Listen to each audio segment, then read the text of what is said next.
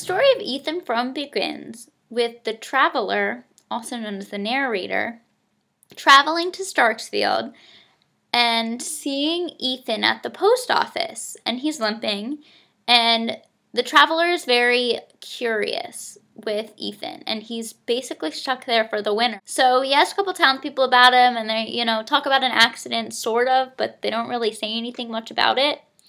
And he eventually asks Ethan to take him into the next town. So he uses Ethan as his transportation. And that's where the story of Ethan begins. And then thank you very much, sir, for helping me.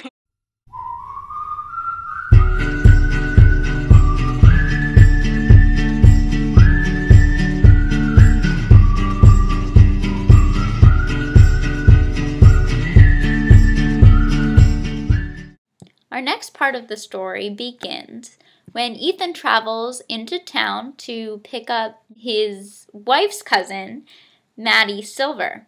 And Maddie is at a dance at the church, so then Dennis Edie comes over and he's like, yo, let me take you back to the house. And she's like, no thanks, I don't want to go with you. And then Ethan shows up and she's like, Ethan, where did you come from?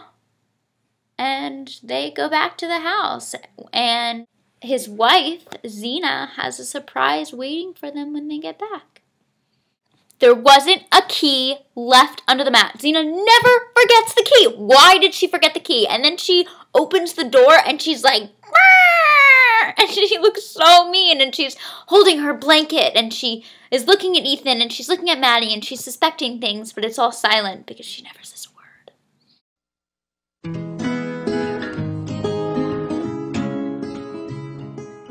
So, Xena goes to the next town because she's feeling sick and she wants to see another doctor.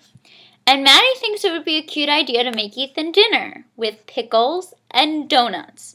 Now, the problem with the pickles are she decides to use the pickle dish that Xena's family member got her when her and Ethan got married. And it's like her prized possession. And you literally have to stand on a moon to get it. So it's not something you can just find in the cupboard. And she used it, and the cat jumps on the table, and long story short, the pickle dish breaks. It's a really big deal.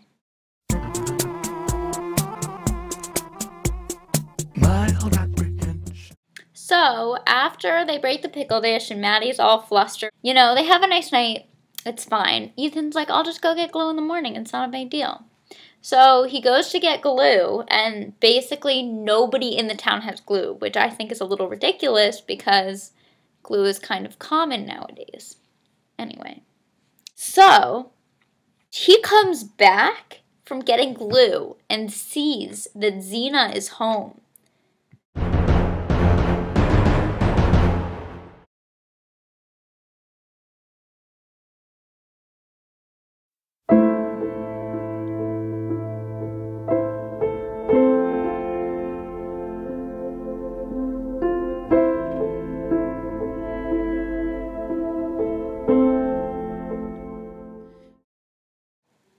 So, after Xena literally breaks Ethan's heart, she decides not to come to dinner. And while Maddie and Ethan are having dinner, she goes to get medicine out of the cabinet that she keeps her medicine in, which is the same cabinet that the pickle dish was in.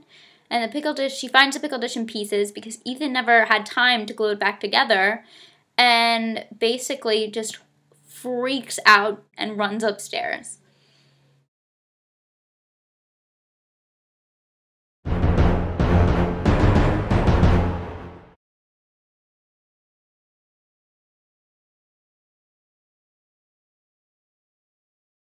The next day, Ethan insists on taking Maddie to the train station, and they get halfway there, and they start sledding on the hill, and, they're really being happy, and then all of a sudden, Maddie suggests that they run into this really big oak tree and basically kill themselves for their love. So that's what they do, but joke's on them because they don't die. Maddie's paralyzed, and Ethan walks away with a limp. So, in the end, Ethan has to live with Xena and Maddie, and Maddie is just gray and sad from all the pain that she's had to go through. And Ethan never really attains the happy life that he's always wanted, and him and Maddie never got to live together. And, Xena's still miserable. And unfortunately, that is how our novel ends.